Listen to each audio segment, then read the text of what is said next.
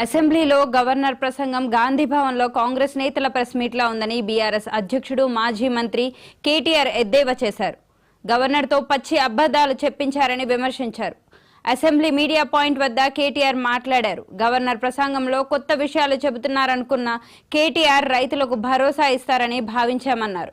20 నుంచి 30% మించి రైతులకు రుణమాఫీ జరగలేదని ఆయన ఆరోపించారు.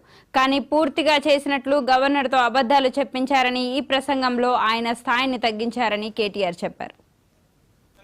ప్రభుత్వం ఏదైనా కొత్త విషయాలు చెబుతుందేమో లేదా రాబోయే బడ్జెట్ లో ప్రజలకిచ్చిన 420 హామీలు 420 హామీలు ఏవైతున్నాయో ఈ ప్రభుత్వం మరి ఆ 420 హామీలు 6 గ్యారంటీల గురించి ఏమైనా కొత్త విషయాలు చెబుతారేమో లేదా గత 15 నెలల పేలవమైన అట్టర్ ఫ్లాప్ పరిపాలన ఏదైతే ఉందో దాని గురించి ఏమైనా ప్రాయశ్చిత్తం చేసుకునే విధంగా ప్రసంగం ఉంటుందేమో గవర్నర్ గారిదని చెప్పి మేమందరం కూడా భావించినాం, ఆశించినాం. కానీ ఇది గవర్నర్ గారి ప్రసంగం లాగా లేదు. ఒక మాటలో చెప్పాలంటే గాంధీ భవన్ లో కాంగ్రెస్ కార్యకర్తల ప్రెస్ మీట్ లాగా ఉంది తప్ప గవర్నర్ గారి ప్రసంగం లాగా మాత్రం లేదు.